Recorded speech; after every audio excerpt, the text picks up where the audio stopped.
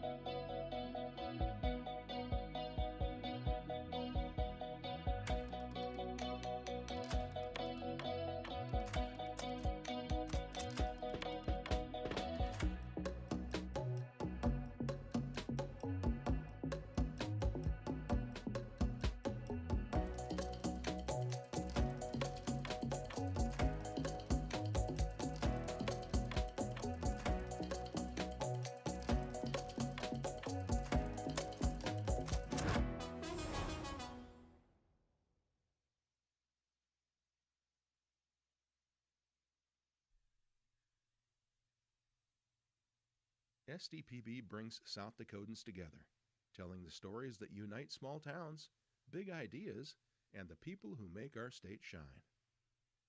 Good, useful, and full of wonder. SDPB.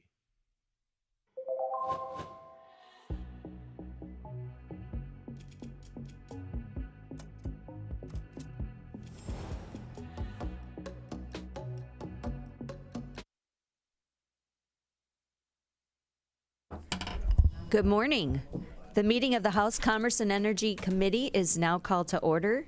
Welcome to everyone that's joining us in the room today and everybody online as well. Please remember to turn your cell phone to silent. Lobbyists, a reminder to be wearing your badges. Testifiers, I'm reminding you also to sign in, and Pages will distribute any handouts that you might have. All testimony and questions will be directed through the chair. Madam Secretary, please call the roll. Representatives Elward, Here. Duffy, Here. Greenfield, Here. Kaiser, Here. Mullally, Present. Knowles, Here. Peterson, Here. Schwanz, Here. Shorma, Here. Uribalk, Here. Weisgram, Baumiller, Here. Lems. Madam Chair, you have a Here. quorum. Thank you, Madam Secretary. Do we have a motion to accept the minutes from the last meeting? Second. All right, motion by Representative Uribalk, second by Representative Schwanz. All in favor say aye. Aye. Opposed, nay. Motion carries. All right, we're going to hear from our pages. If you guys would please come forward, tell us your name, where you're from, your year in school, and your favorite breakfast cereal.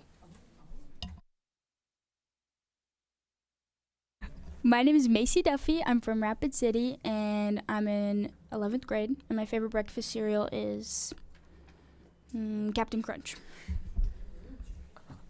My name is Derek Thompson. I'm from Hill City, and I'm a senior. And my favorite breakfast cereal would probably be Cheerios. Great, that sounds good. It makes me hungry, actually. I haven't eaten anything yet, so. So we have two bills that are before us this morning. We have Senate Bill 102 and Senate Bill 221. Senate Bill 102, in the Senate side, it went right to appropriations, and so it never had a policy hearing. So it kind of inadvertently got put into our committee. So what we're going to do is I talked to the chair of appropriations on the House side, and they are expecting to hear this tomorrow. There was notice made of it from their committee yesterday, and so what we're going to do this morning is just make a motion to send this over to a House Appropriations for the hearing tomorrow. Okay? Madam Chair, I move SB 102 to the Appropriations Committee. Second. All right, we have a motion by Representative Baumiller, second by Representative Greenfield to send Senate Bill 102 over to House Appropriations.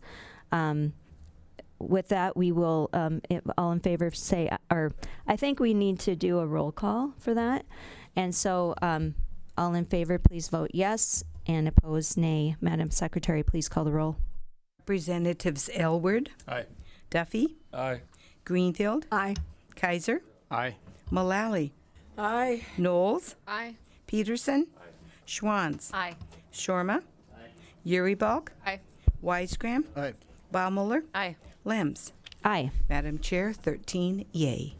All right, having received a majority of the members elect, the motion to move Senate Bill 102 to the House Appropriations carries. And with that, we will move on to Senate Bill 221. Regulate the retail sale of nicotine products and to provide a penalty therefor. Do we have proponent testimony? Representative Mulder.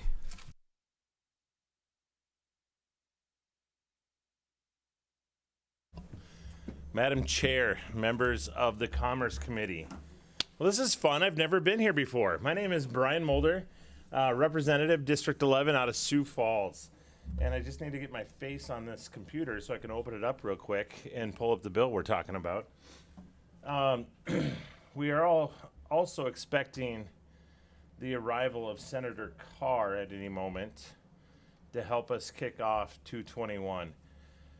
221 is a retail licensing bill for nicotine and vape shops and nicotine alternative products. We're one of 41 states that do not have this sort of licensing. We're one of 9 states that do not have this sort of licensing across the nation. 41 states do have this sort of licensing for their retailers and wholesalers. And other states are also moving legislation forward as we speak. 221 sets up a 3-tier system. And we'll have that amendment, and that's what I'm kind of checking on because we do have to move an amendment. So I was just checking to see if that was live or not. It's live? Okay. So, Madam Chair, in order for us to speak to the bill, I would appreciate if we could move 221F. All right, do we have a motion to amend 221F? We have a motion by Representative Shorma, second by Representative Uribalk to move Amendment 221F. This will be a voice vote. All in favor say aye. Opposed, nay. Amendment passes. All right, please speak to the amendment. Thank you for doing that. As I mentioned, it sets up a 3-tier system, one specifically for retailers where basically 100% of their product is either vape or nicotine or tobacco. The next tier is for those convenience stores selling, gas, pop, food, and then has nicotine products behind the counter or for sale. And then the last one is actually for vending machines in 21-plus areas, which is currently allowable for alternative nicotine products in the state. So that's a 3-tier system. But for more dynamics to the bill and more bill structure, I'm going to turn it over to other proponents at this time. Okay, further proponents. Good morning. Sorry. Madam Chair, members of the committee, I'm Jennifer Stalley, and I'm here on behalf of the American Heart Association in support of Senate Bill 221. I'll start out by saying that this bill has certainly had a long journey, and there's been a lot of conversations. So I come with that backdrop. That's why you're seeing some significant amendments at this late hour. I appreciate everyone who's been willing to have discussions, and I'm hoping that we're getting closer to a product that's workable and implementable. Just by way of quick background for why we're having this conversation. This bill focuses on nicotine products, which include tobacco, so cigarettes and chew, alternative nicotine products, which include pouches or Zins, I think as most people know them, and then vapor products, which include vape. And our definitions set those three out in the bill and then combined and collectively talk to them throughout the bill as nicotine products. The reason that the public health groups are thinking that their support or that this bill is a good thing for public health is because 25% of our youth are using one or more of those products. So we do know that there's a significant use of these products by our kids who are in high school or middle school. There's certainly been some trend data that will show that we moved to vape from cigarettes, we moved from cigarettes to chew, we moved from chew to Zins, but at the end of the day, 25% of our high school and middle school kids are using these products. Our current system doesn't allow for us to know where all of these products are being sold. There's no retail licensing component specifically for the alternative products and the vape products. There's a voluntary registry, if you will, for tobacco products that was established in the early 1990s. It's attached to sales tax licenses, but there's nothing that lets us know where the vape products or the alternative products are being sold. And so what this bill is aiming to do is to put all of those products on the same playing field, require all of them to be licensed through the Department of Revenue, and then have graduated sanctions so that we can A, keep track of where they are, and B, keep track and make sure that they're complying with the laws and the regulations that are set out in this bill. I have had people ask me, well, why can't we just do a registry? Why can't we use the same system that we use for tobacco right now and have the vape products just tell the department that they're selling vape products? I appreciate that. That would help us know where some of these products are. But the reality is that there's no enforcement mechanism. There's no real penalty for a retailer that is consistently not doing a good job of abiding by the law of not selling to kids who are under age 21. And I want to say right now that I appreciate that it's a difficult job. I appreciate that our retailers are up against trying to make sure that they're doing a good job. But the reality is that we do have some bad actors. And when you have no penalties for that, when you have no accountability, then you can just continue to do that day after day. As Representative Mulder said, this bill specifically speaks to a graduated set of sanctions that says if you have a violation of the law, the first time you're subject to a fine up to of maybe $500, second time $1,000, third time $2,000, and asked to stop selling the products for a period of time. And the fourth time, we tell you that you're just probably not very good at selling these products that are restricted to 21 and over kids, and maybe they shouldn't be in your stores. So that's what we're trying to get at with the licensing structure. That's why we think the enforcement component of this bill is so important.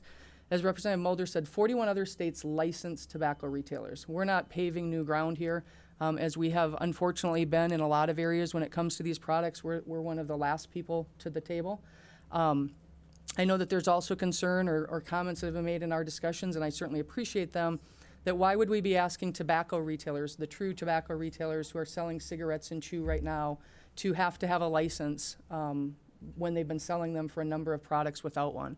And I would just respectfully say to you that I don't think that asking a retailer to spend $200 on a license to sell a 21 over only product is asking too much. The fact that the structure was created back in 1995 and hasn't been updated, I don't think is a reason for us to not include the retailers of tobacco products in this legislation. And so for me, for the public health perspective, it's important that we know where these products are being sold. It's important that the people who are selling them are responsible for what they're selling and making sure that they're not getting into the hands of underage kids, because we could talk for hours on the public health implications of when someone starts using these products and what the chances are that they become a lifelong user, and then of course what the implications of those lifelong users are when it comes to everything from their own personal health to your responsibility for Medicaid and things like that. So that's why we want to make sure that everyone's accounted for. That's why we want to make sure that there's a structured enforcement system within that. I can certainly go through the bill, just again for highlights. I think Representative Mulder hit most of them, but we would require anyone who's selling these products to be licensed as a retailer, to be licensed, that license to be renewed annually. The qualifications to hold that license would be similar to the alcohol requirements, which is really what you're seeing throughout this bill, is setting up this license very similar to what we already require of folks who are selling alcohol. Again, specific to vending machines, that we would allow for the sale of these products in vending machines, but only in the areas of establishments that are licensed to sell alcohol or licensed for gaming and in those specific areas. We would prohibit the sale of nicotine products in a variety of ways. Again, those are not new ways. I believe that's section 9 of the bill. They're not new prohibitions. They're just making sure that those prohibitions of selling, giving away samples, selling to someone who's under 21, that those are clearly applying to all of these nicotine products, not just to tobacco products, because those prohibitions were put in regard to tobacco products. The graduated sanctions for infractions, and then there's a series of administrative sections that talk about if you are asked after your 4th violation to maybe stop being in this area because you're not particularly good at it, that you would need to dispose of your products, either by destroying them or by returning them to the distributor. There's sections regarding that. There's sections regarding the administrative options for challenging if your license is being revoked. And then there is in the back, you'll see a number of reconciliations is what I would call them in the final chapters, because we also have, in addition to this new chapter that we're creating to talk specifically about licensing nicotine retailers, we do have sections in 3446, which has to do with the sale of tobacco products that needed to be updated to reflect some of the things that we are also putting into this chapter. So I would consider those to be reconciliations, if you will, of the code. So with that, I think the prime sponsor has come, and I'll turn it back over to him, but I'd be happy to answer any questions. Okay, further proponent testimony. Senator Carr, welcome. Hey there. Madam Chair, members of the committee, Senator Chris Carr, District 11. Sorry I'm a little late. I really appreciate Representative Mulder and Ms. Staley for going through the bill section by section, moving the amendment. This is one of those work products, getting all the stakeholders together. Are we all singing Kumbaya? There's a few sticking points, but I think everybody would agree that this is a good framework to start from. What we know is that we're dealing with non-traditional tobacco. Over 2 million youth nationwide are using e-products, e-cigarettes. We're dealing with an unregulated nicotine delivery market that has evolved faster than our statutes have kept up. The disposable vape market has exploded with minimal oversight in South Dakota. We know that synthetic nicotine bypass federal tobacco classification loopholes, retail compliance is inconsistent, and enforcement funding is currently limited. I'll try not to repeat what was shared. Some of the things I really like is we have a tiered license process here. So we are allowing for the vending machines, we're allowing for the convenience stores, but then also the high volume vape shops, which there's been more concern about compliance risk, have a separate license as well. There's enforcement mechanisms. It was talked about kind of the escalating fine structure, the potential for inspection. The other thing we wanted to really focus on was youth protection provisions. We're allowing vending machines, but saying they got to be within a 21, an age-appropriate area. Mandatory signage, no free samples, no online or app-based sales. And then one of the things that's really important to me, I got involved with this last year, and I know we've had some vape bills, but I really wanted to respect the free market as well. So this takes into account and protects, I think, the law-abiding retailers.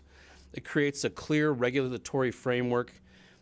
We have dedicated enforcement fund through this process, and then transparency to the public and to the enforcement agents about who these folks are, where they're operating, where the products are, so that compliance checks can be done and inspections as well. I'll stand by for questions. Thank you. All right. Any other proponents in the room? Good morning, Mr. Nelson.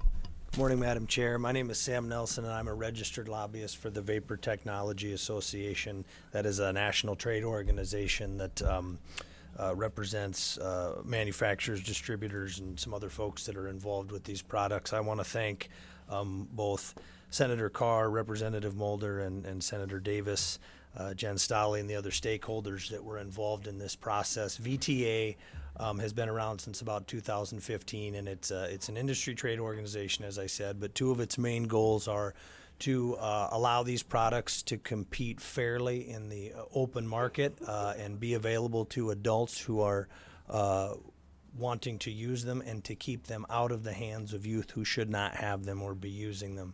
VTA was involved in the push to raise the age for these products and tobacco products to 21.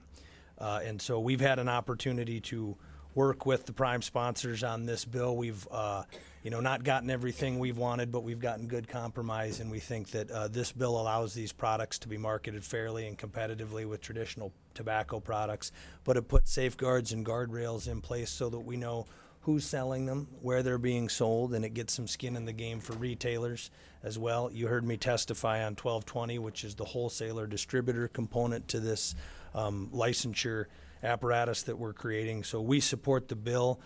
We want to make sure that good actors are allowed to sell, and we want to make sure that bad actors are not. We believe this furthers that goal. Be happy to answer any questions you have, Madam Chair. I would note that I've got to be in state affairs as well, so if I'm not here, I will do my best to make it back if you do have questions for me. Thank you. All right, thank you for that. Any further proponent testimony in the room? All right, if not, we have a proponent online. Angela Kennecke, are you there? Yes, I am. Okay, please proceed. Just give us your name and who you represent, and go ahead. Sure. I'm Angela Kennecke from Emily's Hope, and I want to thank you for the opportunity to speak today on behalf of our Emily's Hope Youth Prevention Coalition. Our coalition includes educators, prevention professionals, parents, students, school resource officers who see firsthand how nicotine and the related products are affecting the young people of South Dakota. As part of our work, we examined vape shop locations near schools in our two largest communities, and what we found, I think, is alarming. In Sioux Falls, we identified 5 vape shops located within a quarter-mile of a school. In Rapid City, we found 6 of them in that same distance. And these patterns, they're not trivial because proximity mattered. Repeated exposure to retail environments centered on addictive products increases the normalization, curiosity, and perceived accessibility among our youth. And this is well established in our prevention research and mirrors what schools report to us every day. You may remember this year, the Attorney General's Office enforcement actions further highlighted regulatory concerns in a sting operation involving 5 of these vape shops, all selling illegally or potentially dangerous products in every location that they investigated. And that finding should give policymakers pause. It underscores that retail, nicotine, and smoke shop environments are not always limited to legal nicotine products, and that existing oversight mechanisms are insufficient. We are also seeing product evolution that complicates school safety and enforcement.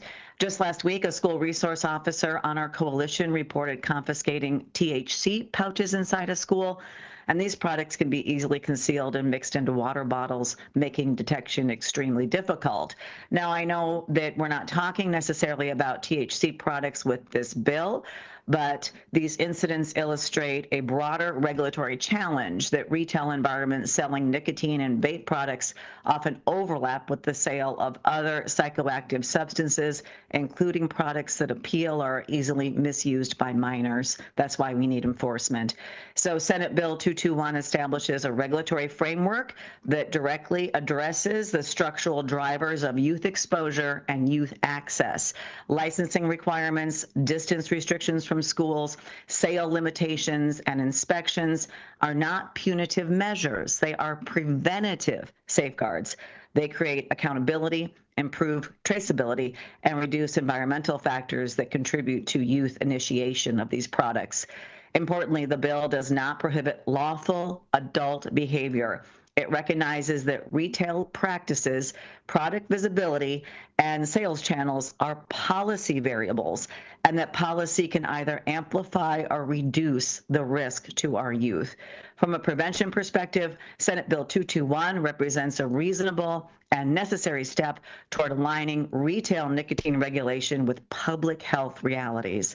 And I just want to thank you for your time and consideration. All right, thank you for that testimony. Do we have any other proponents? All right, seeing none, we will move on to opponent testimony.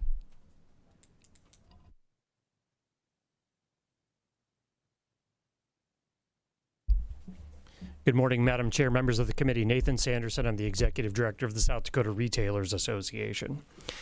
First, I guess I'd like to say there's been no question that this has been a dialogue. We're currently on Amendment F. Myself and a couple of other individuals spent more than 90 minutes with LRC staff earlier in the week, and so there's no question that we're continuing, through this evolution, and a bill that's a dozen pages and now 23 different sections. And if you look in the Amendment F, I think there's amendments to just about all of the sections that are in the bill. To start with, I think the proponents are talking about the ultimate goal here. And I think the ultimate goal that we all share is to reduce the potential for individuals under age 21 to purchase vaping devices. I think that's the goal. We agree with that goal. Who are we in this discussion? Well, with the Retailers Association, we're your local grocery store, your convenience store, your small town business owner. There's been a lot of conversation about vape shops, and I think that there are certainly folks here who represent that industry. And I understand the desire to target those kinds of businesses. I get that. I don't believe that this bill does that, and this bill has a whole bunch of consequences for small business owners that I'd like to walk you through. To start with, maybe just some sort of high-level things. Right now, with tobacco products, and Ms. Stolle did, I think, a pretty good job of outlining what happens right now. If a retail business is selling tobacco products right now, there is no license and no fee for that business. It's been regulated for 3 decades or more. How is this being regulated? Largely at the wholesale level. In order for a retail business, in order to sell tobacco products, it's got to have a tax stamp on there. And that tax stamp is placed on there at the wholesale level. The Department of Revenue knows who those retail businesses are, and it works pretty doggone well. We would submit that that approach, not this approach, is the better way to tackle this topic. Retail businesses are not, I want to be really clear, not opposed to registry of retail vape locations, like happens with tobacco. But registry is not a new license and a new fee. Retail businesses are not opposed to penalties for selling vape products to kids or individuals below age 21. Not opposed to that at all. And I think, as was mentioned, those prohibitions are largely in place right now. Retail businesses are not opposed to a requirement to get a vaping device from a licensed wholesaler or distributor. So you all have heard about House Bill 1220 that would set up that licensure provision that currently isn't in place. Retail businesses are not opposed, I want to be clear on that, not opposed to going through a licensed wholesaler and distributor to get these products in the same way that they do with tobacco right now. Also not opposed to taxation at the wholesale level, although that's not part of this conversation. Part of the reason for this bill is to set up a framework that would allow for the future taxation of vaping products. Again, at the wholesale level, not opposed. Further, not opposed to periodic random inspections of retail locations to ensure compliance. We're not opposed to any of those things. So what is it about this bill that we object to? Well, first is the notion that a retail business should need to get licensed and pay a fee to do what they're already doing. Under the provisions of this bill and the language, if I'm only selling tobacco products in the same way that I have since the mid-90s, I have to get a new license and a new fee. This new license and new fee also presumes, basically, that the businesses that are engaging in this aren't already taking measures to comply with the law, meaning they're already not selling to individuals under 21, and if they are, they should be penalized for it. Not a problem. That sounds good. So what could we do instead of this? And I would say maybe at this juncture, we've had a number of conversations with Senator Carr. I think we've had good dialogue back and forth. And so I think that we're all operating in good faith here and certainly appreciate him and Representative Mulder. One of the things that we would recommend as an alternative is go ahead and set up a retail registry for vaping products in the exact same way that we do tobacco. The Department of Revenue could implement that with no new license, with no new fee. It would cost almost nothing. And so if the goal is to identify the locations where these products are being sold, box checked, no problem. We also would say that if you want to include some of the components of this bill that make it abundantly clear that you can't sell these products to individuals under age 21 and you want to have penalties for doing so, great. Knock your socks off. That is not a problem at all. We would support that. The provisions in here related to signage or purchasing requirements, as I mentioned, from wholesalers, the other restrictions are in there. Not a problem. We could definitely do that because this is, again, to help establish that framework for further regulation. But the idea that a business owner should have to license, pay a fee, be subject to additional burdens to do basically what they're doing right now in order to continue to do that same thing they've been doing doesn't achieve the goals of keeping these devices out of the hands of kids who are under age 21. Adding that additional administrative burden doesn't make it more likely the kids aren't going to be able to have access to these. And so we think that there's opportunities for further conversations. We don't think that this is the bill. We'd encourage you to oppose Senate Bill 221 and would absolutely stand by for questions. Thank you. All right, with that, further opponents. Mr. Mason. Chair, members of the committee. My name is Jordan Mason. I'm with South Dakota Retailers for Better Alternatives. In effect, we are the shops that we are talking about being regulated. And I'm here to oppose 221F as it's currently written. Now, as the previous speaker stated, we absolutely support the goal of having a regulated framework to keep this out of the hands of youth while still allowing the #1 method worldwide for people to quit smoking, allowing that to have access for adults that want to better their health. However, we are also asking that this committee take a little moment, measure twice, and cut once. Now, this legislation creates an entirely new regulatory framework for the nicotine retail in South Dakota. If it moves forward without several targeted corrections, we believe it carries serious litigation risks and constitutional vulnerabilities that could undermine the law after it is passed. Now, I also want to be candid. From our perspective, this bill has moved incredibly quickly, and we wish we had been a part of the process and the formation of this early on.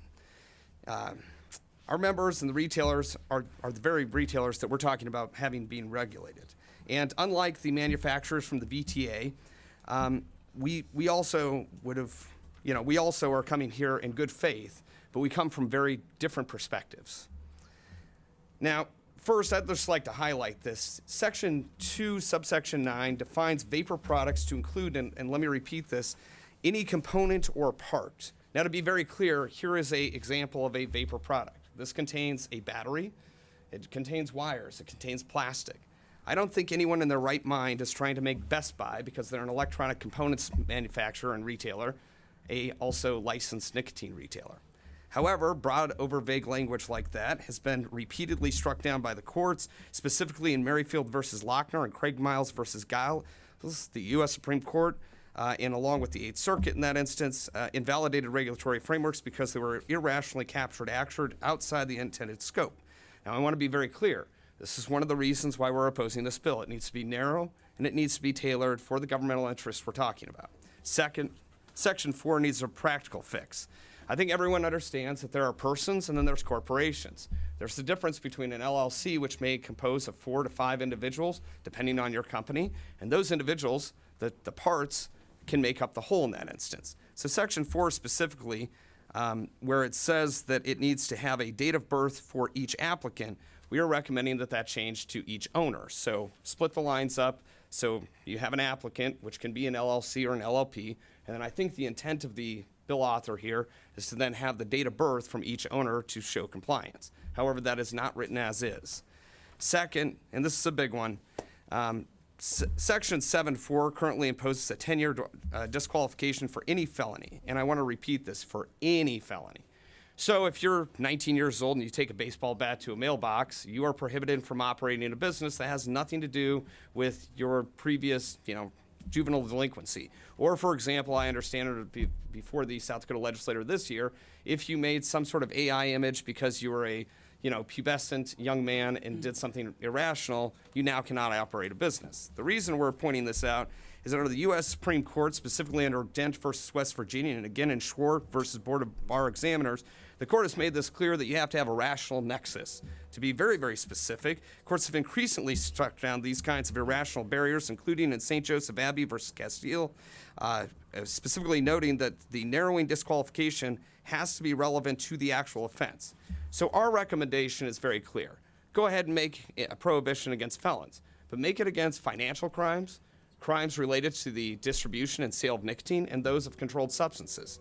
That we wouldn't oppose. But making a market, carte blanche ban against anyone that's had any felony record whatsoever in a generation where 1 in 5 men below the age of 45 has spent time and been charged with the felony is frankly way over the top and disproportionate. Finally, we 100% agree.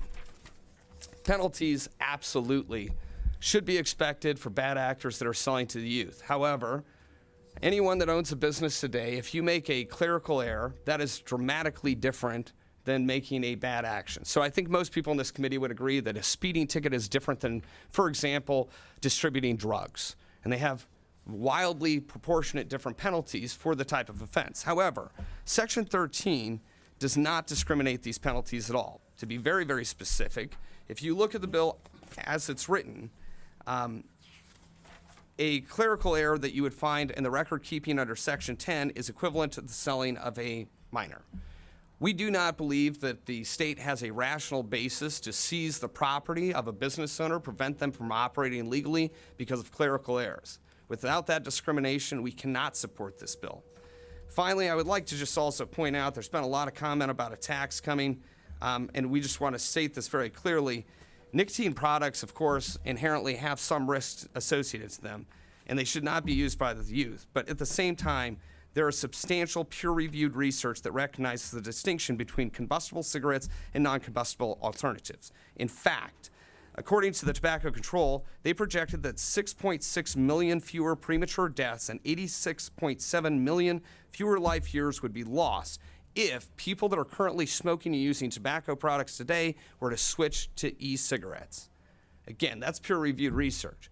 So again, before just setting this up a year in advance, if this state wants to tax any of these vaping products, you have to show a harm. And as of today, we are still a harm reduction tool, world-renowned and known as the #1 method to help people quit smoking. And might I add, stop the #1 preventable death in the world today, which is tobacco-related illnesses. And we are proud of that fact. Thank you for the time. And again, we would highly recommend that this committee kill SB 221F due to the obvious litigation and constitutional issues that we've outlaid. And I would also like to say that we've tried to communicate this repeatedly to the bill sponsor and other members, but we are at a point that if as passed, we're looking at taking other alternative measures. Thank you. All right. Any other opponents in the room? Further opponents?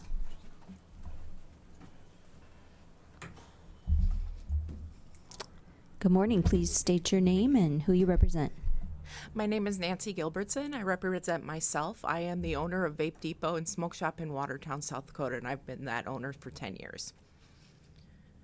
Chair and members of the committee, I have to jump ahead. I support regulating nicotine and hold business accountability and 100% support regulations that keep nicotine out of the hands of minors. I simply cannot support a bill with so many technical errors. This bill has been trying to put a Band-Aid after Band-Aid on a problem that really needs surgery, and as you can see, with so many amendments that have gone on. When we look at this bill, we have to remember that this bill affects not only Chapter 1050, but we have to also look at what's in House Bill 1220 and in Chapter 3446. I will start with the beginning of the bill and just kind of go by section, just show from where my perspective is as a business owner and where I have issues. Actually, first I want to start and clear up some of the information that I heard from some of the proponents. So several times I hear the number 25% as vaping. If you actually go and look on the Department of Health's website, you're going to find numbers closer to 3.4% of middle schoolers or about 5.3% of high schoolers that are daily use. Clearly, those numbers are not 25% or 1 in 4 has been testified. Also, the charges with the 5 shops that the AG did go and raid, those shops were charged with crimes not related to nicotine. Now, I do not condone what those shops do, but I want to make that very clear. These were non-nicotine related issues. And also, if we look at the national level of vaping, it's right around 6% for those under the age of 21.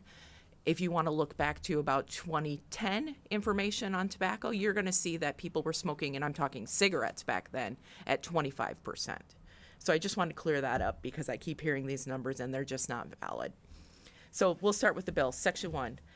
I guess I'm just not really understanding why all of a sudden everything else is excluded typically from Chapter 1, but now all of a sudden publicly posting of anybody that's a wholesaler, distributor, or at the retail level.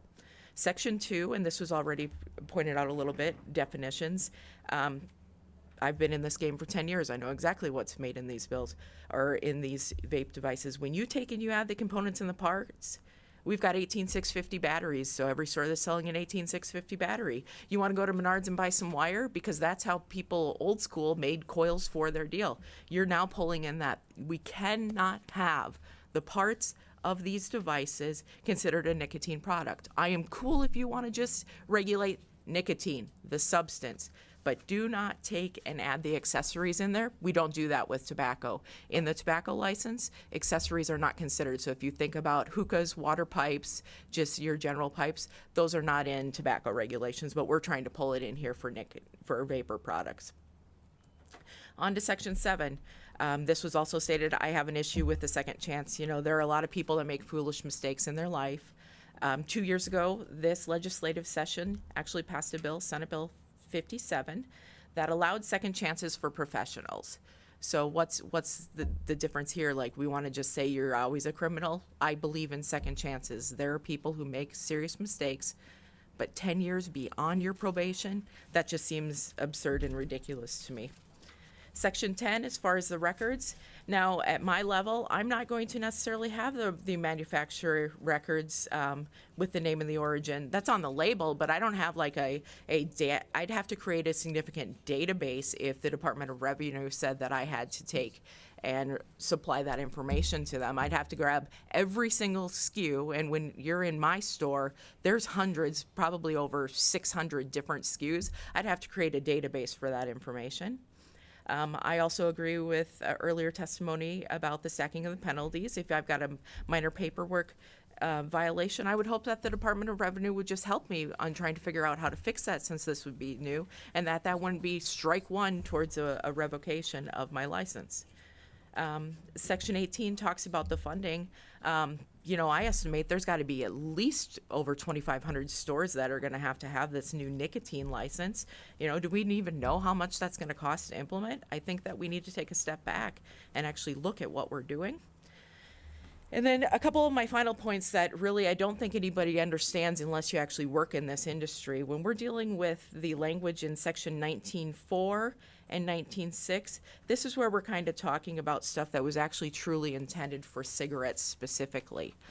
So when you're looking at unopened packages and stuff like that, the true intent of that when you were in Chapter 34 was because cigarettes, they didn't want to be in an opened and sold as singles, okay? So when now we're changing the language from how it was worded, we're actually, let's take and think about a cigar shop. Now, I don't sell cigars in my particular shop, but cigars, a lot of times you get cigars in a box. You're going to open that box in your humidor, and you might be selling singles out of that. Well, that sounds to me like that's just been prohibited. As well as my vapor devices, 0 nicotine in them because you've pulled them into the definition. But now I can't demonstrate how the device without nicotine works to my consumer because you've pulled in all components and parts. Other stores can have examples like your cell phone shop. You can go and you can see a display model. Well, my electronic device doesn't have any nicotine in it. Now I can't do that. And then when we look at self-service displays, I don't think anybody's really considered why this was written in, like tobacco specialty stores. I had an exclusion for that. The only unopened devices I had, like I said, or self-service, wouldn't necessarily maybe be those devices or something like that. But what about the cigar shops with humidors? What's the culture of going, you walk into a humidor and you serve yourself? You might be picking these.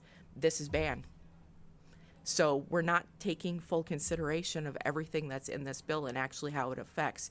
I've been looking at Chapter 10. I've been looking at House Bill 1220. I look at Senate Bill 221 and all the amendments. I look at Chapter 3446, and I just see so many issues that need to be resolved before this can go forward and actually be an effective bill.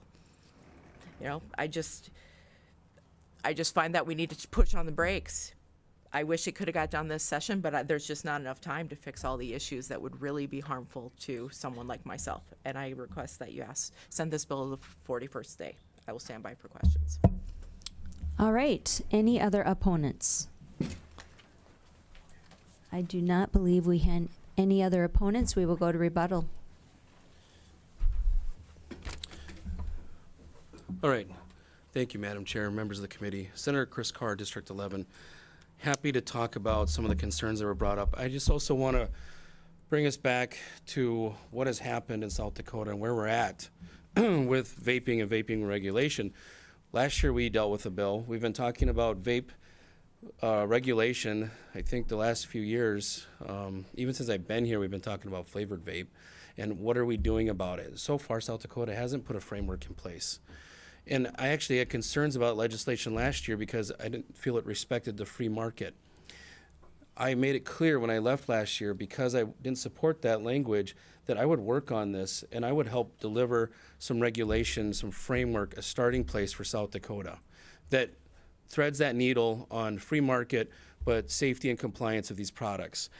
I have worked with these individuals, a little disappointed that some feel that they were left out because this was a conversation through the summer and coming here and now working with the different stakeholders. And they are have very different opposing views. Some are very focused on the health policy, the health public policy that's at stake here. Some are focused on commerce. And I respect all of those positions. I want to specifically talk about some of the legal language that was brought in here. And what I don't cover, I'd really ask you to ask Ms. Staley about some of the technical questions. She's really been part of this conversation with alcohol and tobacco products for decades. So the 10-year prohibition for felony, let's just touch on that because that was brought up a couple times.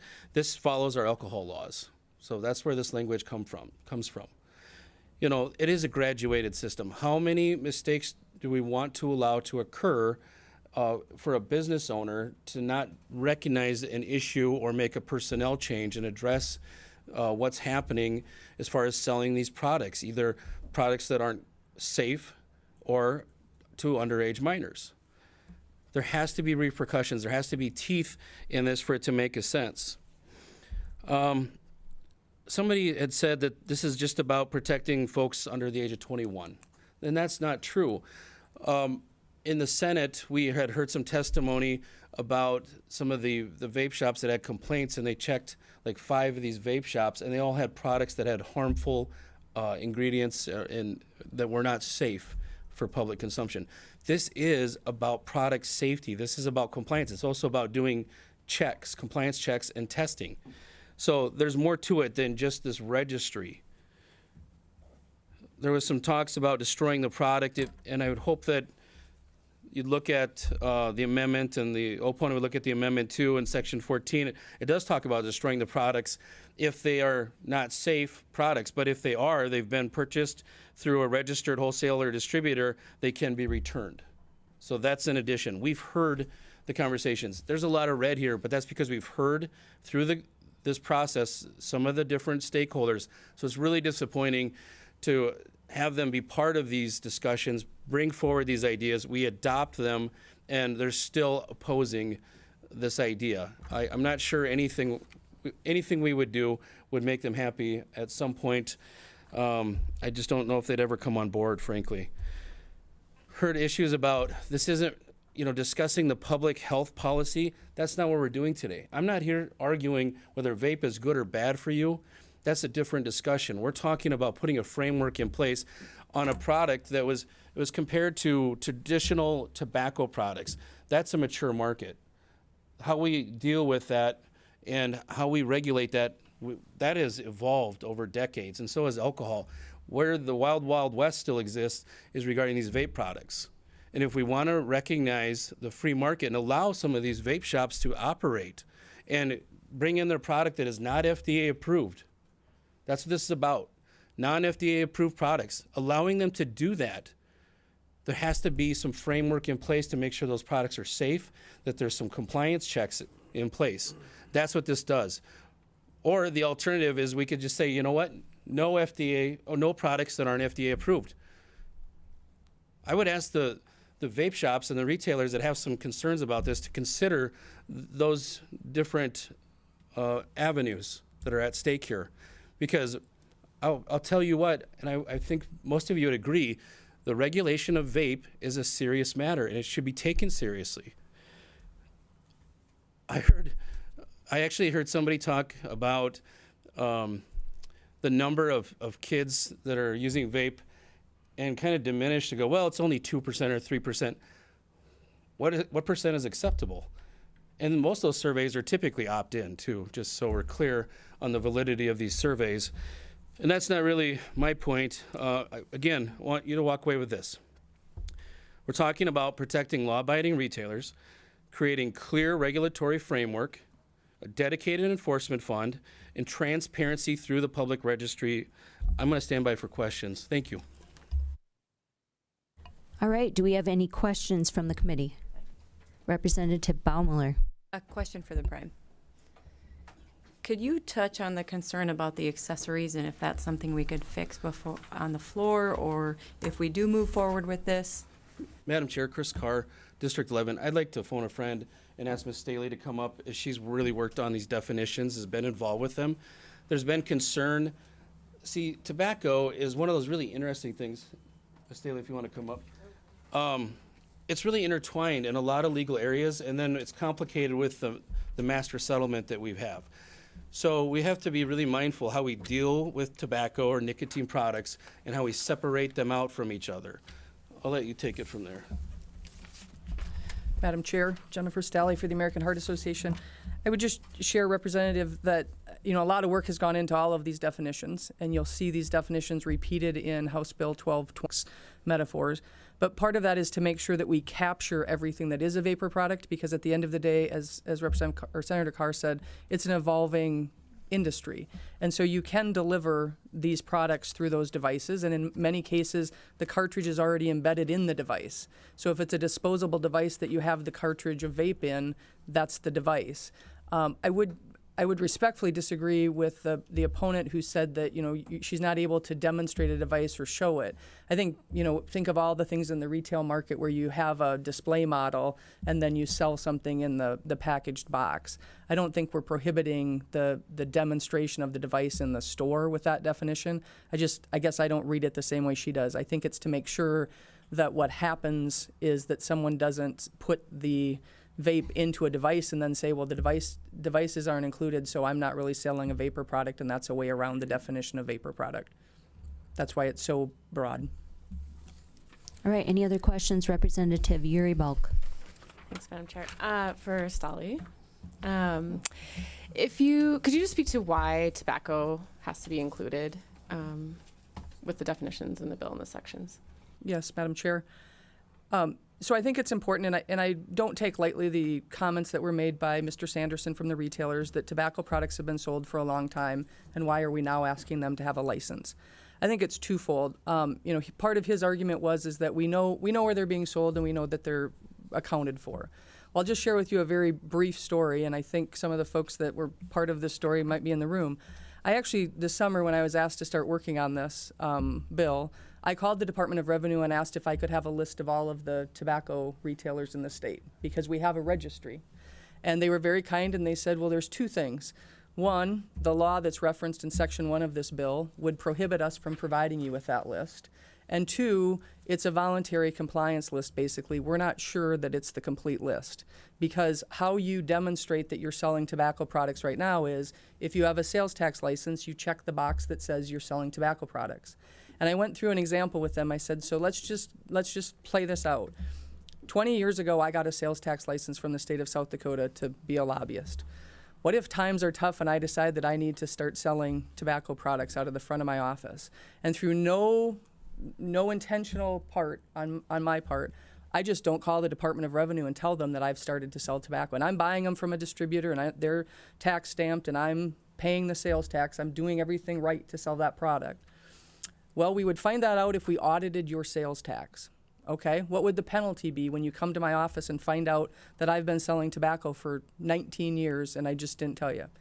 Well, we would just check the box for you so that we knew that you were selling tobacco. There's no penalty for me not to have joined that registry. Good discussion, and I said, okay, well, who might have a list that I could look at? So we have some understanding of how many people so that we can start to talk about what the fee needs to be and where the products are. So I called the Attorney General's office, and I asked, do you have a list of all of the tobacco retailers in the state? You must, because you're in charge of the Master Settlement Agreement, and we have to comply. We don't have one. We rely on the Department of Health or the Department of Social Services. And by the way, if you get one, would you share it with us? Because the Department of Revenue can't share it with us under Section 1. So I called the Department of Health, who has the tobacco prevention program. And I said, does anybody have a list of all of the tobacco retailers in the state so we would have an understanding? We don't have that. The Department of Social Services is the one that does compliance checks. Maybe check with them. So I checked with the Department of Social Services, and I was told that, yes, there is a group that does compliance checks, and they're doing them under Section 21 of this bill on behalf of the state's attorneys. But that's a private contract, and because it's done by a private contractor, that list that he uses is considered proprietary information. So my point in that long story is to tell you is that we don't, in fact, know where tobacco products are being sold. And I do appreciate that they're a mature market and that retailers maybe have a better handle on how to comply with the laws with them. But we don't know where all the tobacco products are. We certainly don't know where all of the alternative nicotine products are. And we definitely don't know where all of the vape products are. So that's why we have the inclusion of tobacco in this bill. And at the end of the day, while I certainly appreciate the argument that small businesses don't want to have more fees placed on them, we're talking about a structure that is less than $1 a day to sell a 21 and over product that, again, if we want to get into the public health policy, we could have all sorts of conversations about the hundreds of millions of dollars that tobacco and vape and alternative products are having on your budget in the Medicaid side of things. So I don't think that the senator has proposed a fee for this structure that's outlandish, and I don't think it's inappropriate to include tobacco products in this. And with that, I think we're about 95% there with the retailers on agreements on what we should do to try to get our handle on the other products. And so I would just respectfully ask that I think it's appropriate to include the tobacco products in this bill. All right, Representative Greenfield. Thank you, Madam Chair. This question is for the Prime. Madam Chair, okay. I am a little concerned about tier number 3, vending machines. Okay. You made a statement that those products would have to be located in an age-appropriate area. So my question is, where would the vending machine be in a motel? Madam Chair, again, I'd like to, Chris Carr, District 11, like to defer to Ms. Staley, please. I think she can give you a better answer. Madam Chair, Representative Greenfield, they would not be allowed in a motel as this is written. And I would, again, remind everyone back to, they would be allowed only in a 21 and over area. So you'd have to have a license either as a Deadwood casino or a liquor license, which would allow for a video lottery area. I would remind everyone that you're not allowed to sell cigarettes out of a vending machine right now. So we're trying to level the playing field a little bit amongst all of these products too. The Master Settlement Agreement puts some very strenuous restrictions on cigarettes and tobacco products. We're compromising a bit and saying, yes, you can continue to sell nicotine, or you can sell the other nicotine products out of a vending machine, but only in a 21 and over restricted area. I have a follow-up.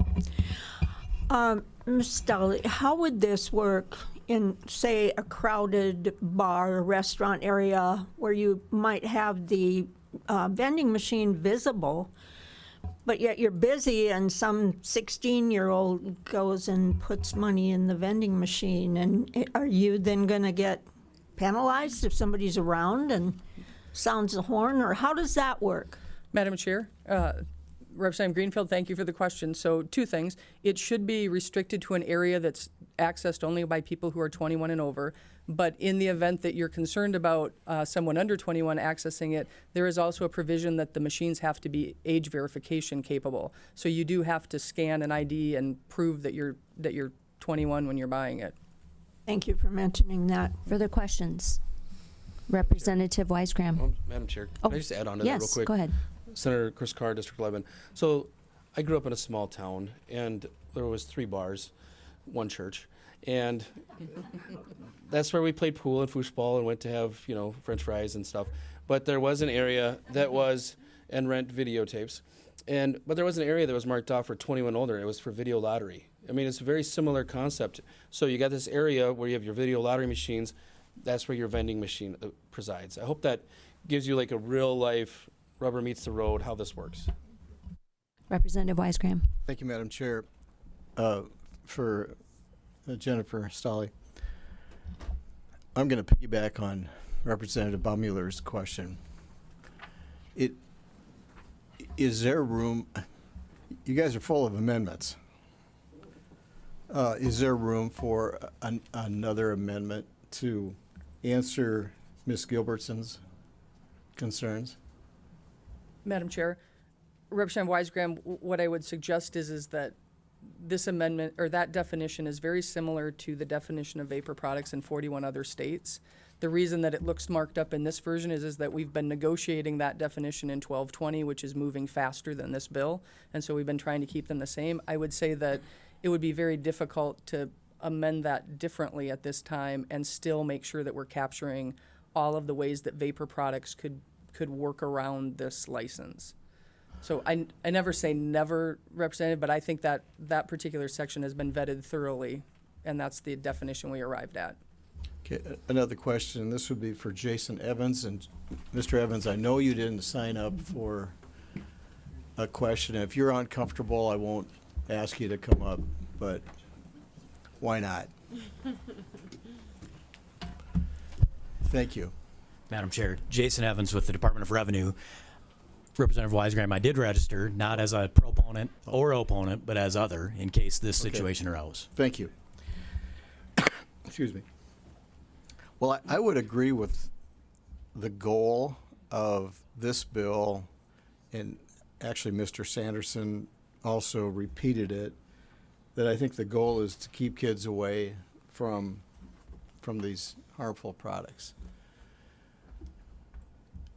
Department of Revenue is being asked to be a pretty big player in this legislation. And this can be just your opinion, and if I'm putting you in an uncomfortable position, just tell me. Will this bill keep kids away from these undesirable products? Madam Chair, again, Jason Evans, South Dakota Department of Revenue. Representative Weisgram, I appreciate the question. I'm not certain that I'm the appropriate authority to answer that. I will say that there is already a statute requiring you to be 21 to purchase these products. That's already in the books. And so, what this does to enhance that or to better that is for you folks to decide. Further questions? Representative Duffy.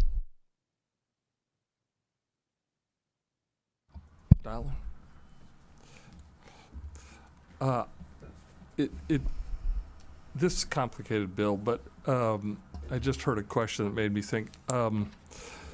I've said time and again, I grew up in a bar in Fort Pierre, but there's bars that sell food, and then there's restaurants that sell booze.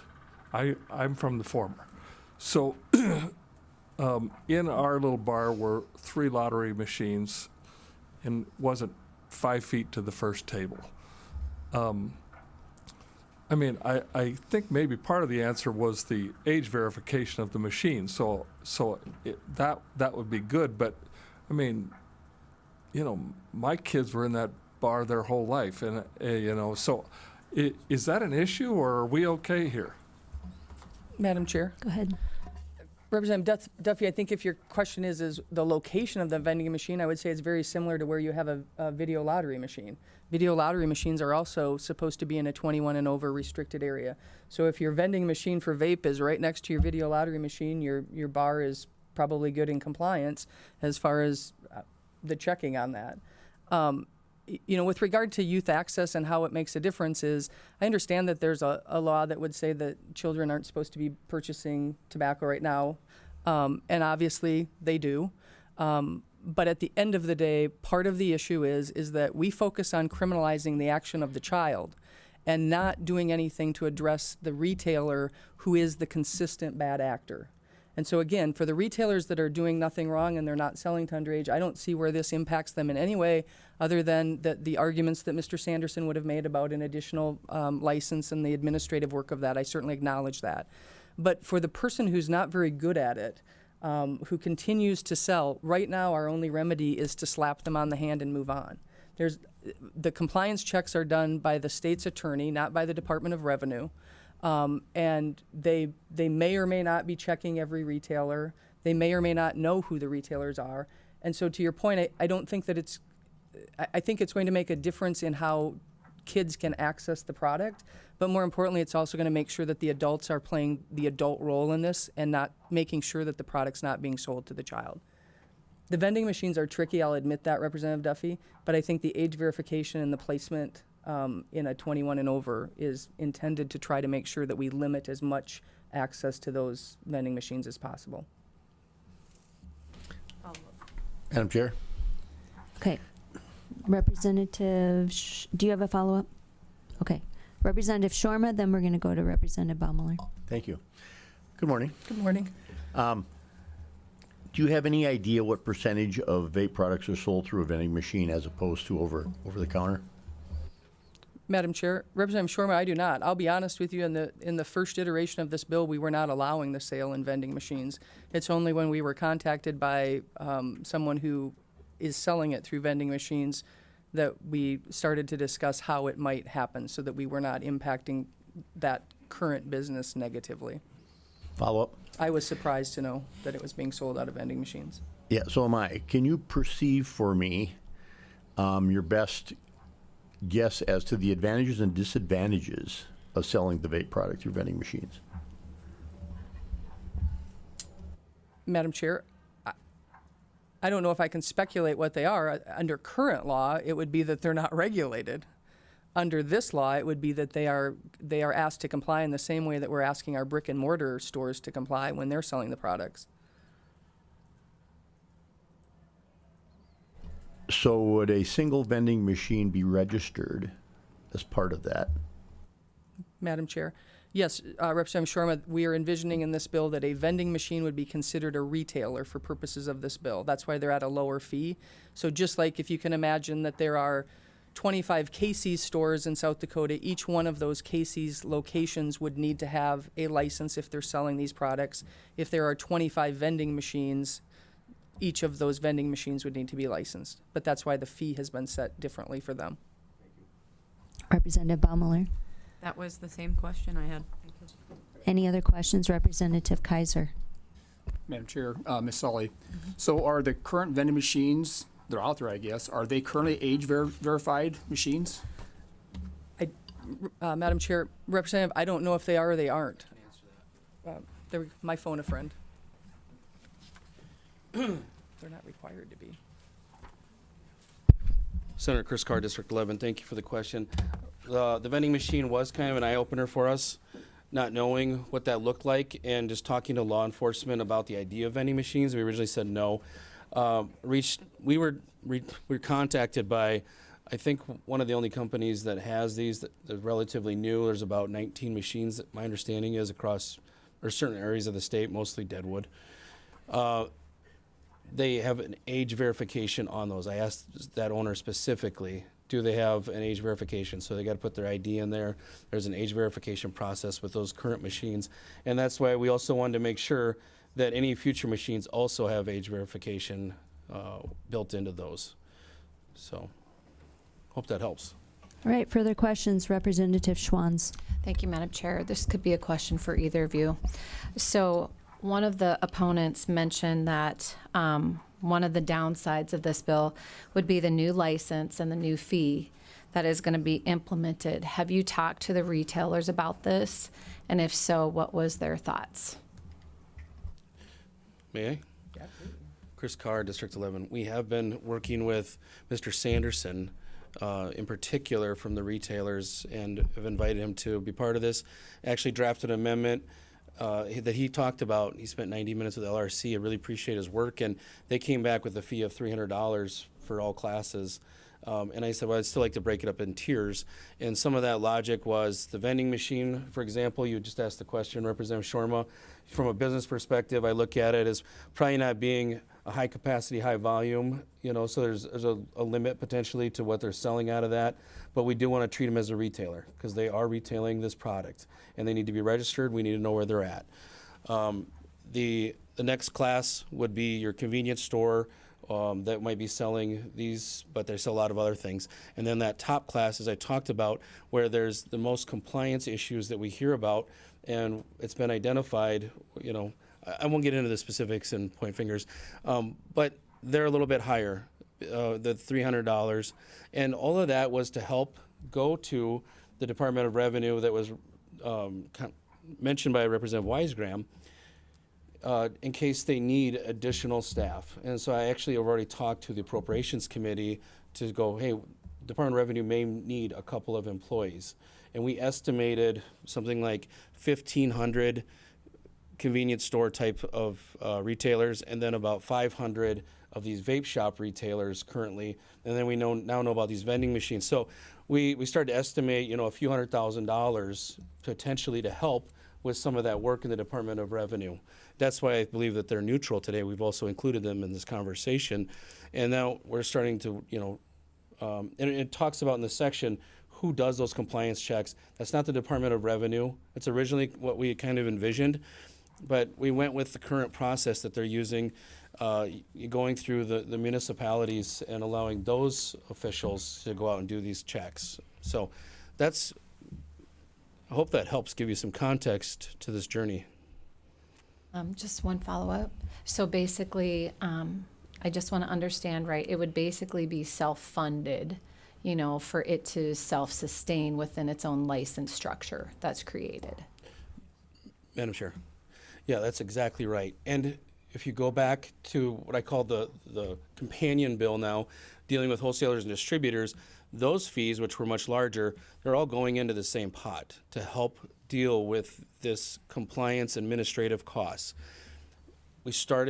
We've reduced it. Even though that amendment I was telling you about was at 300, I said, I don't know if we need it. And I don't want to charge a business more than we have to, right, for them to do business. I don't want to create unnecessary burdens. That's why it's reduced to the 100, 200, 300 structure that you see today. Representative Peterson.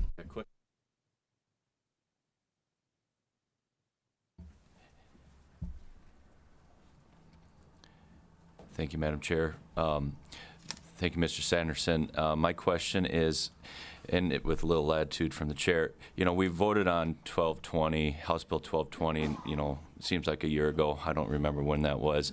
I kind of thought we addressed this issue at that time. Now, today we're talking about another layer of things, and just what's your perspective on that?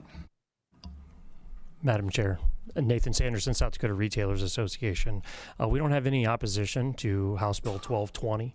As I mentioned in my proponent testimony, the concept of licensing a wholesaler and distributor mirrors that in tobacco. Our preferred approach for these devices, these products, would be the same as tobacco. I think that you get a lot of the protections that the proponents are looking for without the burdens on our guys. I think the one thing I just kind of leave you with is I I understand the desires of the proponents, and I think we share a lot of those desires. The difference is everything that they're looking to do falls on the backs of the small business owner. Everything.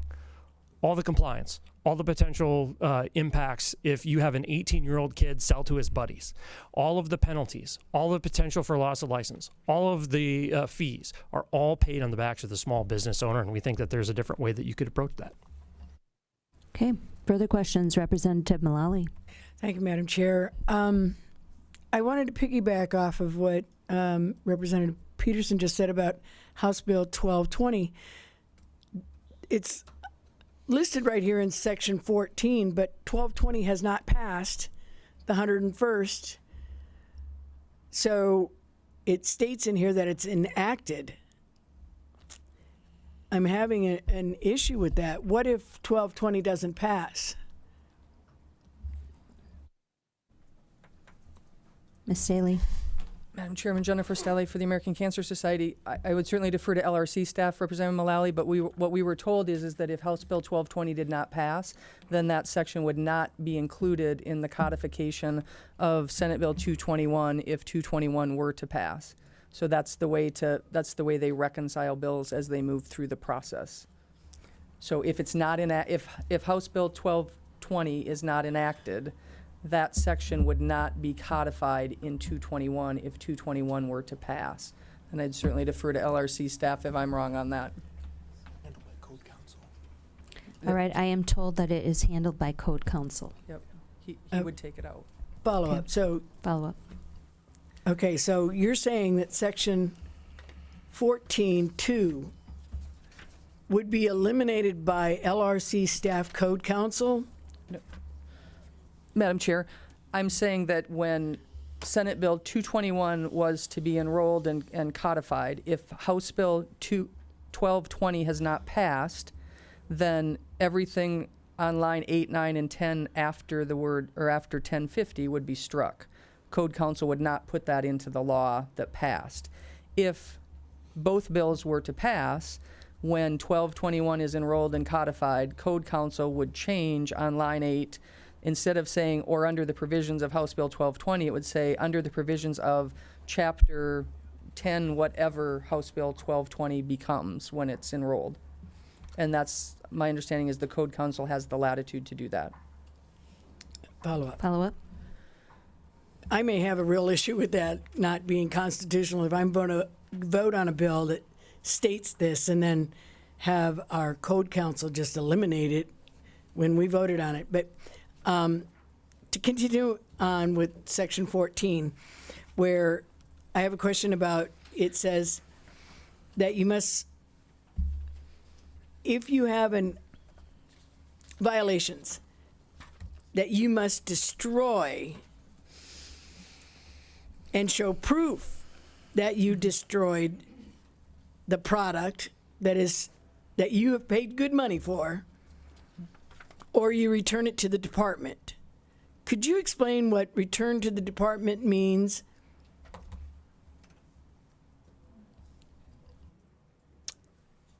Madam Chair. That would be verification here. That would be Section 14, line 11. Yep. Madam Chair, so to be clear, Representative Mullally, so if you have your fourth offense and you've been asked to step out of the business because you're not particularly good at it, you have two options. You can destroy all of your nicotine products in accordance with state and federal law, or you can return all of your products to the distributor if they'll take them back. Some of the destruction might be related to some of the vape products that can't be returned and have to be destroyed in a certain way because in certain amounts they begin to constitute a hazardous material depending on what's in the ingredients. And so what we're asking, and you have those two options as the retailer who has to get rid of their product because they can no longer sell them. And then you have to verify that you either return them to the distributor or that you've destroyed them and verify that back to the department so that they know that your case, if you will, has been resolved and you've gotten rid of the products that you're no longer eligible to sell. Follow up, Madam Chair. Follow up. So basically what you're saying is I cannot revamp any of my monies that I've already spent by selling some of the products that aren't considered harmful to other vape shops that have not lost their license? Or I just return them and I can't get my money back from, which you call the department, but stated several times in your statement that it was the distributor. Is it a distributor or is it a department? I'm having trouble with the wording. Madam Chair, Representative Mullally, I'm sorry, I think I may have caused the confusion. In subsection 2 of section 14, those codified, the reference to House Bill 1220 and the reference to Chapter 1050 is to the licensed distributor chapter. So you would return all of your products to a licensed distributor. So that's your one option. You can return your products and get your money back or your credit to the licensed distributor for the products they'll take back. Or you could destroy the products if they can't be returned. I would share with you that I don't believe that you would be able to sell them to another vape shop unless you yourself were a licensed distributor, because you would be required to be a distributor if House Bill 1220 passes. So if you're selling a product to someone for resale, you become a distributor, not a retailer. All right, Representative Baumiller, did you have a question? For Mr. Evans. One of the opponent testimony brought up the felony. Can you explain the alcohol felonies, why you cannot operate a bar? Yeah. Madam Chair, Jason Evans, Department of Revenue. Thank you for the question, Representative. I think there was a little bit of a misstatement. Senator Carr was partially correct there. In the alcohol world, if you've been convicted of a felony, you're barred forever from licensure. The alcohol statutes say you must be of good moral character, never having been convicted of a felony. So it's a little more strict in the alcohol world. This language that you see in this bill, I think, was kind of copied and pasted from our lottery statutes. And so it's a little more lenient in that if you have been convicted of a felony, there's a provision where at some point you would be eligible for licensure under this chapter. Thank you. Any other questions? Any other questions? Going once? Madam Chair. Representative Mullally. For the Department of Revenue, you'd mentioned the felon, and we just passed a law last year of making it a felon on a boat. To me, it's like we're handing out felons as if they were like candy anymore. So is there any repercussions on,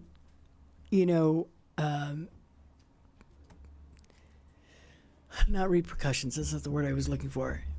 Any way around being able to have a business that has nothing to do with the felon that you have on your record? Madam Chair, Jason Evans, Department of Revenue. Representative Mullally, I guess, are you asking in the sense of alcohol or in the sense of this bill? In the sense of this bill, because it... Yeah, thank you for that clarification. In the sense of this bill, in Section 7, Sub 4, it says you're ineligible for an application if you've been convicted of a felony in this or any other jurisdiction, unless at least 10 years have been passed since satisfactory completion of the sentence or probation. So in this bill, to become a nicotine retailer, if you were convicted of a felony in 1991 and your probation has ended at least 10 years ago, you're certainly eligible to get a license. If you were convicted of a felony 2 years ago and you're still serving probation, you would be ineligible for licensure under this bill. Further questions? Okay, seeing none, we will move on to committee discussion. Representative Weisgram. Thank you, Madam Chair. Well, I for one appreciate the work the sponsors have done, and the goal of helping prevent kids to get access to dangerous products. And obviously this is the Fourth Amendment, so I think they've had good faith of trying to improve the bill. I want to just state that being a former retailer, for the majority of retailers, all they really want to do is lawfully succeed. When you start a business, it's like you start this living entity that you have to find a location, you you buy inventory. You have to be capitalized. You're going to put your heart and soul in this thing. And there's probably some stinkers out there that find a way around to do some things that don't make that they're being bad players. That happens in every business. But I'm convinced that the majority have so much invested that they want to do a good job, and they don't want to get in trouble. But when I hear the comment about, I think we're there with this bill, and we don't want to listen to people like Ms. Gilbertson, that to me, if I'm hearing that correct, and I know they've gone through a lot of meetings with lots of stakeholders, but heck, you got 4 amendments now. I would like to see something that would address one more good faith amendment to answer what looks to me to be a reasonable retailer that's asked for clarification or some things to be changed. So I really want to get there because we all have the same goal. But I'm stuck. Most of this bill is fine. I wish it would go through one more iteration. Thank you. Further comments? Representative Kaiser. Madam Chair, along with Representative Wisegram, I think it's been said, I think on both sides, maybe they're 95% there. There's still 5% that's really not been addressed, I think. So I think maybe it's premature. We're an F, right? So I'm a little uncomfortable right now, I guess, currently. Further discussion? Representative Yuri Balk. I think it's about protecting kids. And these products are ever changing and ever evolving, and it's super challenging. And I appreciate just how challenging it is to get that perfect definition, but we have to have something that, protects kids. And if this definition, matches other things, it matches other states. We've seen this before. So I think as a teacher who has seen vapes in sleeves and them trying to hide it and having to have those conversations all the time, I think this is a step in the right direction, and I commend the sponsor for bringing it. Representative Baumiller. Thank you, Madam Chair. I would just like to echo those same comments. I have 3 kids, an 18-year-old, 17-year-old, and an 8-year-old, and they are all over. Don't kid yourself. We might need some tweaks, I don't know, but it's a step in the right direction, and I'm going to support it. Representative Duffy. Thank you, Chair. Just a comment. I always try to support small business, and if there's one thing that could trump that would be, health for kids and stuff like that. So I'm not an expert in this thing, and this thing is a pretty intense bill. But small business and free market, from the retailer's perspective, I just almost always lean to that. The litigation component doesn't feel very fun either. But on the flip side, I guess, since I don't know, I'll probably going to support the bill, because if it is a kid's deal, then if you can help, I hope they work out their other issues maybe before, it gets too far down the road. Any other discussion before we move to motion? Madam Chair. Representative Greenfield. Well, I'd just like to say this, we are worried about the health and the safety of the kids. I'm not really sure that by licensing a retailer, it's going to be all that. We're not, that $100 or $300 isn't going to keep kids from trying to vet the system, but it is a start. As everybody said, it is a start, so I will be supporting. Thank you. Representative Mullally, did you have a comment? Yeah, I'm following along what Representative Wisegram. I'm having an issue with both Senate Bill 221 and House Bill 1220, they're both on Amendment F, which tells me that they're not quite there yet. And so many times I hear up here that, well, it's not quite what we wanted, so we'll fix it next year. Well, from my perspective, laws should be very difficult to pass. Regulating individuals, our free market, should be difficult. Take the time to get the bill right the first time, and then we wouldn't have to come back and tweak it again. So I'm at a point where I just can't support this right now. All right. Any other committee discussion and or motion? Madam Chair, I move to the 41st day. Okay, we have a motion moved to the 41st day from Representative Mullally, second by Representative Alward. Comments on your motion? I think I just said them. I'm not comfortable. All right, with that, Representative Peterson. Thank you, Madam Chair. I always like to wait for the motion before I speak. So, but I'm going to support this. It's a hard issue.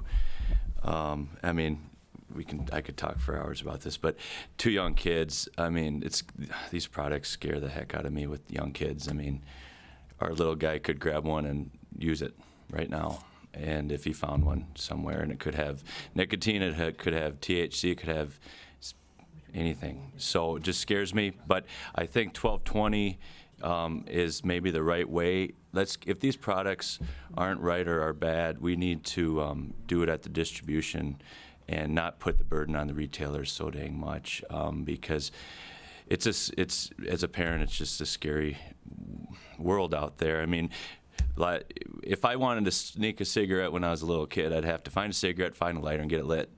It's not the case anymore. And you'd smell that. My parents would smell that and go, not that I did that, but I'm just saying. And then I would smell like smoke. Then I would smell like smoke afterward, and you would know that I did something like that. It's not the case anymore. It's a different world, and you can have anything in these products that you don't realize are in there, maybe, and depending on how you get them. So I really think the distribution wing is the way I want to support it this year. So that's why I'm going to support the motion. All right, Representative Yuri Bulk. Can I do a substitute motion? Okay, we have a. Go ahead. Substitute motion for do pass. All right, we have a substitute motion from Representative Yuri Bulk. Do we have a second? Second. Okay, second by Representative Baumiller. Comments on your motion? Okay, go ahead. Thank you, Madam Chair. Just the comments about the amendments. I just think it shows the willingness of the prime sponsors to compromise. I guess so. I don't have an issue with the amendments. All right, we have before us a motion do pass. We will go ahead and have Madam Secretary call the roll. Representatives Aylward, No. Duffy, Aye. Greenfield, Aye. Kaiser, No. Mullally, No. Knowles, No. Peterson, No. Schwanz, Aye. Uribog, Aye. Weisgram.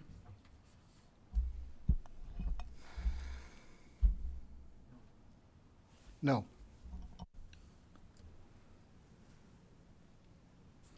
Baumiller, Aye. Limbs. Aye. I did not get Shorma. Pardon me. Representative Shorma. Aye.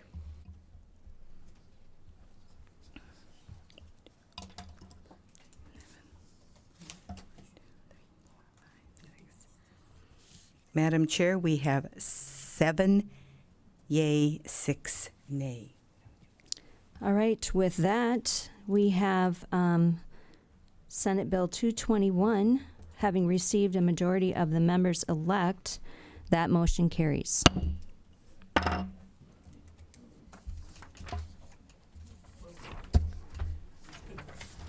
All right,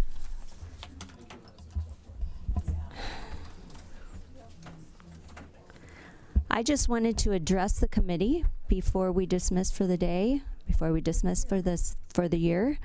I just appreciate all of you, and I want you to know that. I have enjoyed our committee this year. I think we have had respectful debate. We have collaborated on things. We have disagreed on things respectfully, approaching things, and I think I think you all have added a lot to such important issues that we end up voting on and either killing or sending down to the floor. And I just wish you all the best, and hopefully we can finish on a positive note this session and do some good things for the people of South Dakota. Madam Chair, before we adjourn, I'd like to compliment the chair that she did. Good job. Thank you for that. I appreciate it very much. Me too. All right. Thank you. Thank you all. All right. With that, I will entertain a motion to adjourn. Motion to adjourn by Representative Knowles, second by Representative Kaiser. All in favor say aye. Opposed, nay. The meeting is adjourned.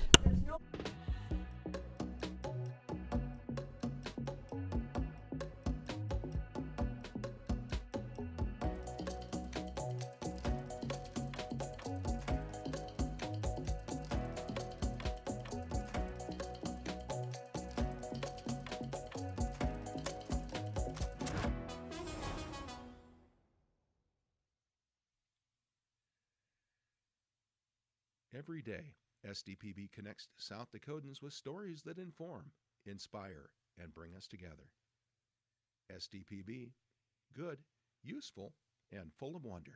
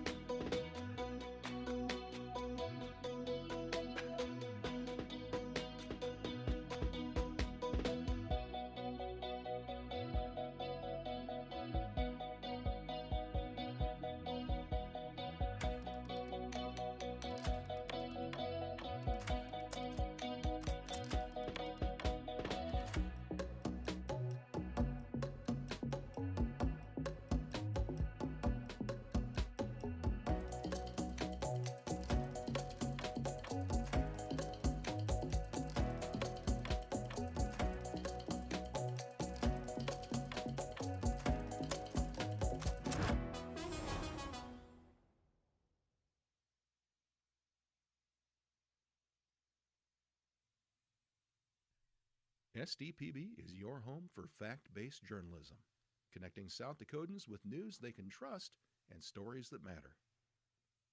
Good, useful, and full of wonder. SDPB.